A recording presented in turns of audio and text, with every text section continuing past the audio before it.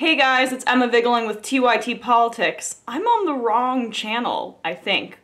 Oh right, that's because Jason is vacationing away and can't cover round 1 of the NFL draft. What are you doing, buddy? Come back and do your job, as Bill Belichick would say. Just kidding, hope you have a good time. But I wanted to give you guys a quick winners and losers for round 1 of the NFL draft that happened last night, which was a Thursday. Today is Friday.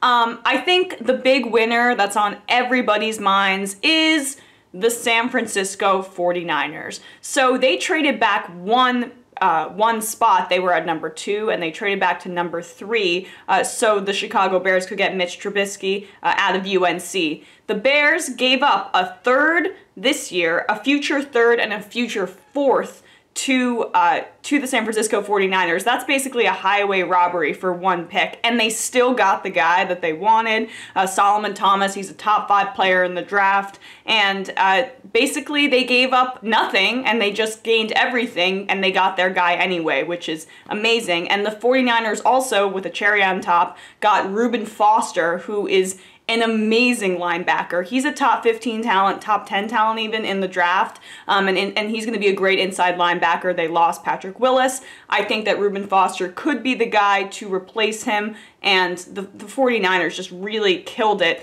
I know he dropped for some character concerns, or as Stephen A. Smith would say, he couldn't stay off the weed. That doesn't matter to me. This guy can ball, and the 49ers, you know, they just killed it in this draft. So I think they're the #1 winners. People aren't really talking about how well the Saints did in this draft. They had 2 picks, and who I think they did really well with was they got the best corner in the draft, Marshon Lattimore, out of Ohio State. He has some amazing recovery speed, and the value was there. I thought he could have gone in the top 10. They picked him 11th overall.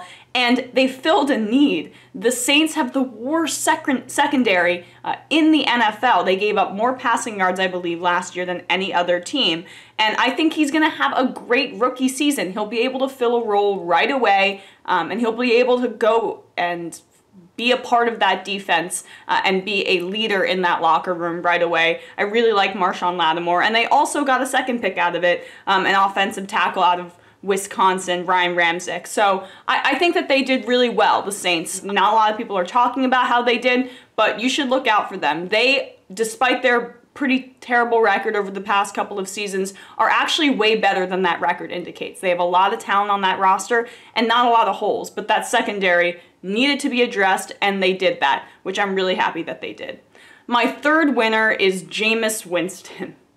Oh my gosh, this passing attack is going to be nuts down in Tampa Bay. So now they have O.J. Howard, who is maybe the best tight end prospect to come along in 3 years. He's one of the best in the past few years, definitely, out of Alabama. Now he's going to have Mike Evans, Vincent Jackson, and O.J. Howard.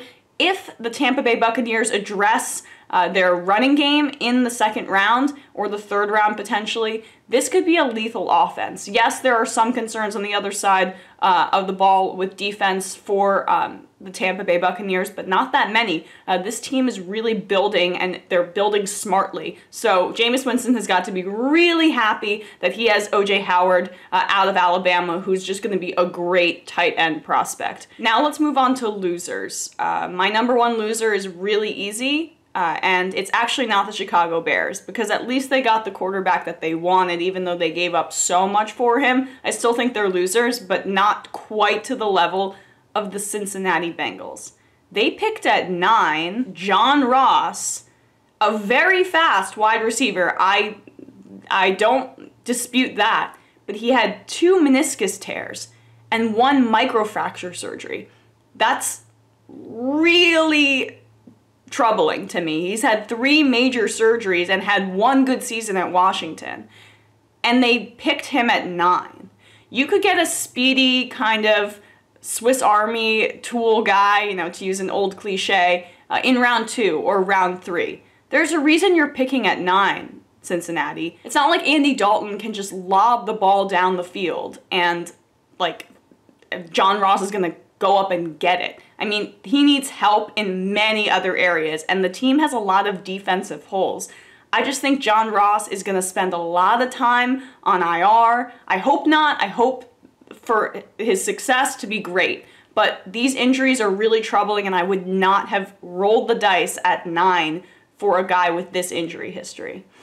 Thirdly, the Titans at 5, not trading down and going for Corey Davis.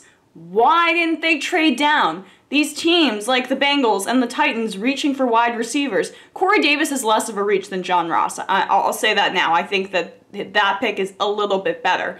But again, he's a dependable player, but at 5, you should be getting a game-changing player. I mean, I would have gotten O.J. Howard there, but again, he fell all the way to the Tampa Bay Buccaneers.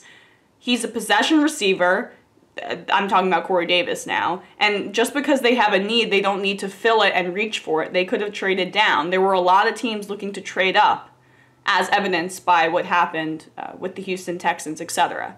So, not exactly sure what the Titans were thinking there. I'm just not a big GM, Emma, in my hypothetical world, is not a big believer of filling a need when you're actually reaching for a player. And you know who was still there? Mike Williams. So Mike Williams ended up falling to the Chargers, who we're happy to have him, a nice, big receiver, Alshon Jeffrey light kind of, for Phillip Rivers. Instead, they went for Corey Davis, who's a dependable guy, but hey, I just didn't see why they did this.